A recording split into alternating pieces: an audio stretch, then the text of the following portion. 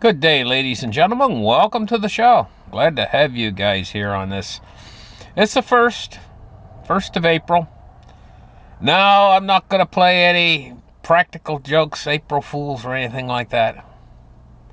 But, we got enough stupid stuff going on out in the world right now to play April Fool's jokes. But anyway, listen, guys, let's get in there and let's take a look at what's going on in the news. What we got going on today is Easter messages. Donald Trump and Joe Biden, they've put out their Easter messages. It says here, Trump and Biden will almost certainly face each other in the November presidential elections. It says that they had differing messages on Easter. It says the Democratic president said to all those gathering in churches and homes around the world, Happy Easter. God bless and keep you. That was his Easter message.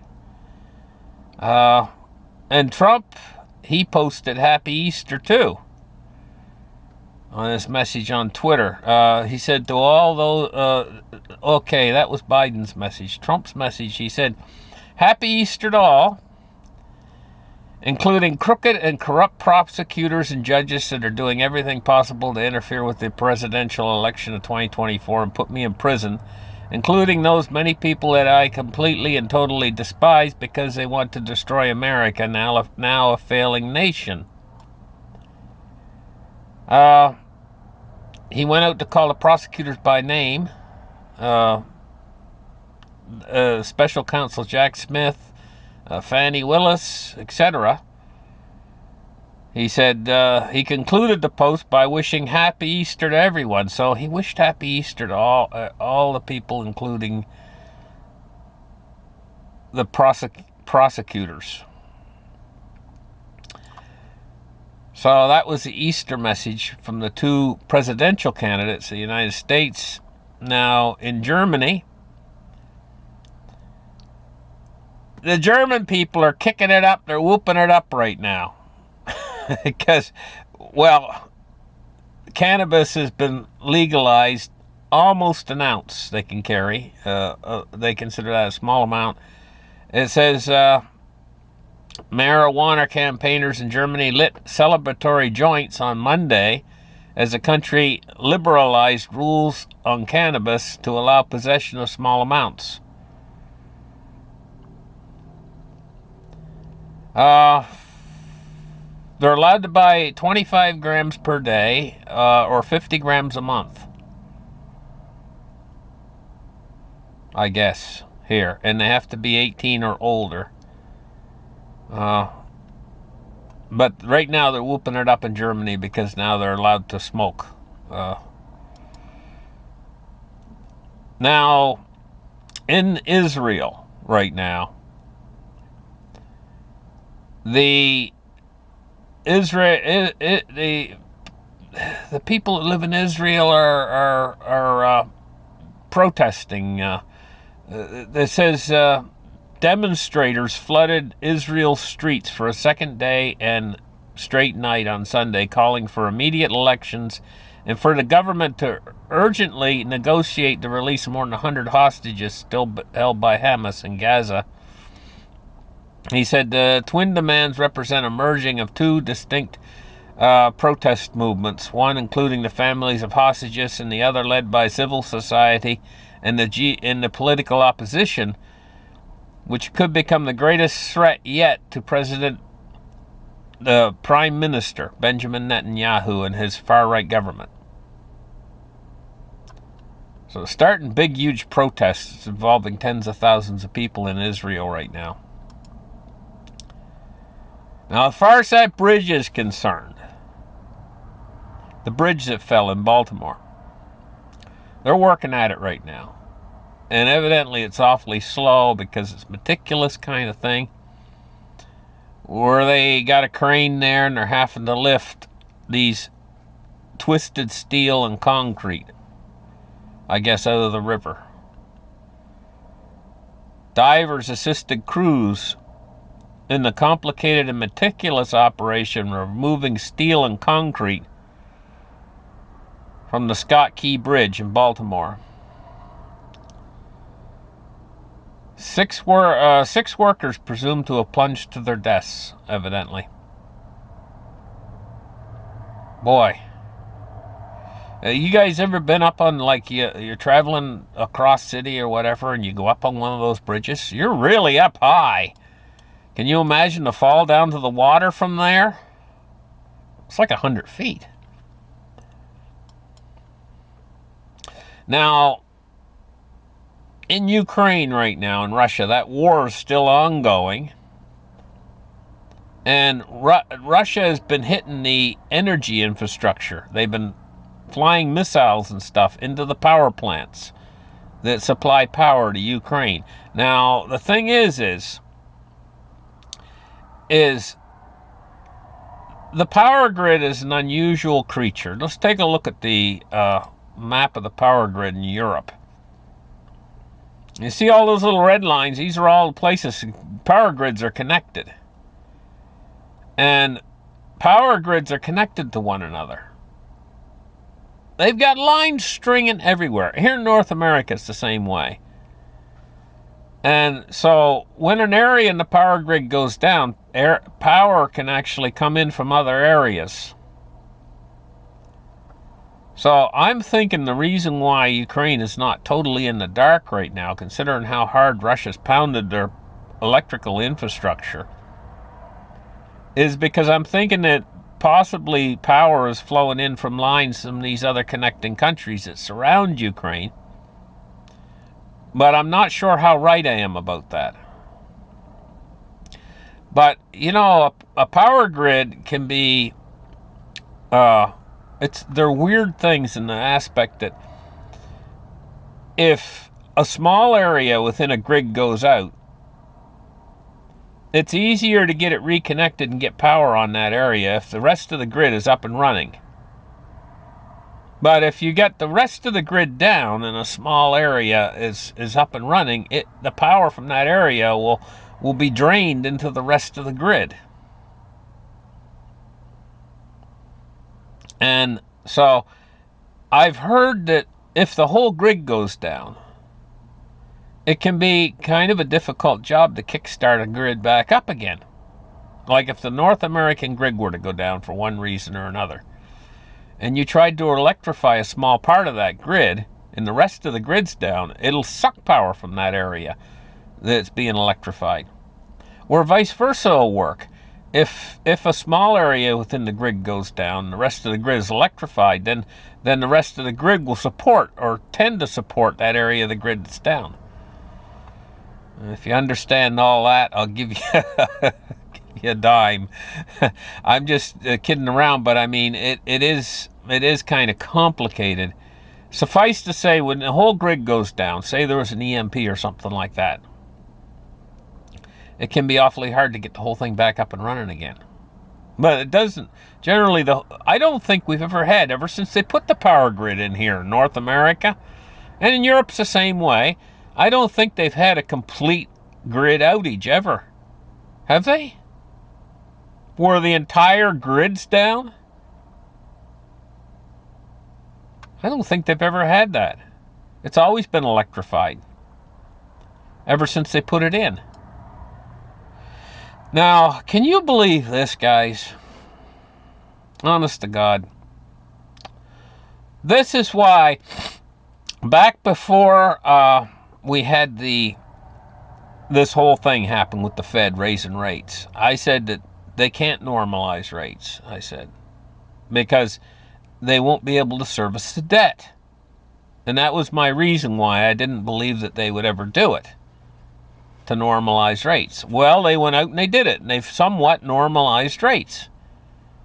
Well, now they're having to pay the piper. Now they're having to pay for normalizing rates. And the bill is going to come into $1.6 trillion a year. The interest.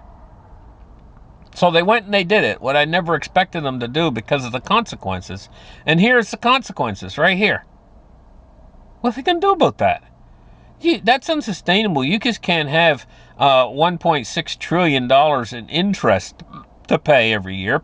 Taxpayers can't bear that burden.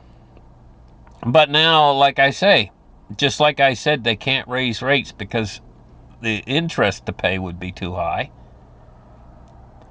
Now they're going to make taxpayers pay that burden. They're going to come after them. And so they're going to try to carry the whole thing. This is going someplace. This is going someplace, and it's not pretty. We haven't got a lot of time left, really, before we're going to start to hit some sort of a conclusion to all this mess. They've kicked the can and kicked the can and kicked the can, and now there's no more road left. We're getting to that point now. And so, how it's going to all play out in the end game is going to be very interesting to see.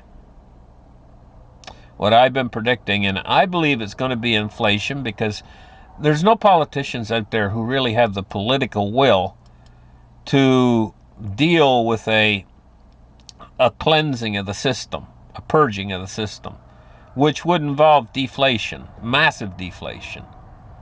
While the system purges, they don't have the will to do that. They're not going to do that. They're going to keep pushing the money out there and try to keep the system running, and inflation is going to continue to get hotter and hotter, eventually leading to hyperinflation. But the funny thing about that is, even though the dollar's strengthening today, and we're going to take a look at that later in the show, the funny thing about that is when the weakness really comes and we get to see the high inflation, it's going to spur more inflation. And so this thing is going to take some sort of a shift pretty soon from where it is right now into massive inflation. And I think we're approaching that point. Now let's take a look now at silver prices today. Silver's $24.85. It's down 9 cents on the day so far. It's been hovering around $25 for the last week or two.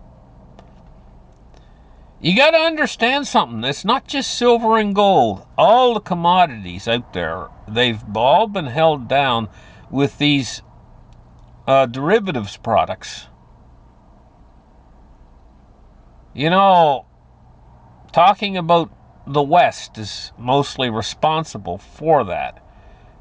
The East wants to break away from that. They want to start to take control over commodities and stuff, taking the control away from the COMEX and things. And commodities will find a true price that's only going to fuel far much more inflation, because they're going to come back up to their inflationary value, what they should have been worth all along.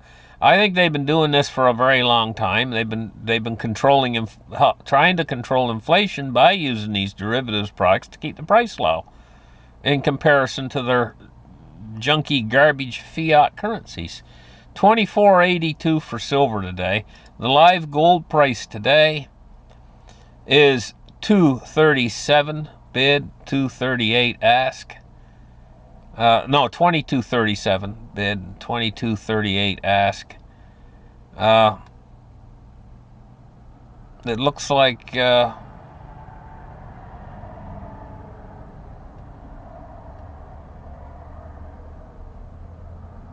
okay, let's move on to cryptocurrencies now. Taking a look at Bitcoin today. Bitcoin's down a little bit. It was around 71,000, now 69,118. It's been kind of holding around this area for a little while.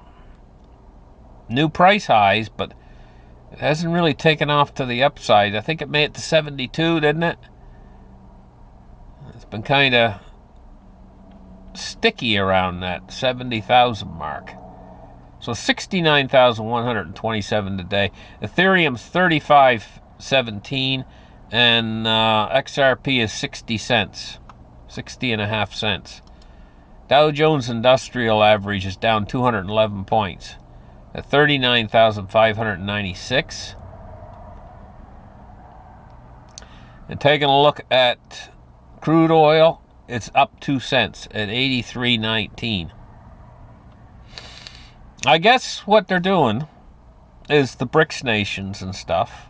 They're going to take all commodities and they're going to form into some sort of a more or less, if they can get this control over commodity prices, they can almost like another version of OPEC, except with other commodities and stuff.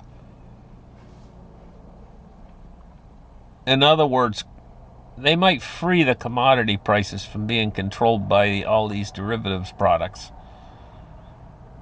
and they might find their natural price range that they should be at, and that would be multiples higher than they are now. Of course, that's going to compound inflation by a lot. It just seems to me that this is part of the control mechanism that they use in the West to keep the inflation away, is by controlling commodity prices. How much of an effect that has, I'm not exactly sure. Okay, look, here we go with the bonds today, and I'm going to tell you what. This is a big jump in yields. The 10-year has jumped 12 full basis points. That's a pretty big jump to 4.31. And the 30 years jumped 11.6 basis points to 4.45. There's some pretty big jumps there in your debt market. That's a pretty big leap today, and that's what's affecting the equities today, and it's also what's affecting the dollar index. It's making the dollar go up, and it's also what's staving off Bitcoin and the precious metals today. See, taking a look at the dollar index, it's up today. It's up 38 cents, 38, and it's at 104.93, and it's almost going straight up. It's going up very quickly. Thank you guys for listening to my show. Appreciate you guys. Give me a thumbs up, and we'll catch you guys in the next episode. And have a great afternoon. Bye-bye.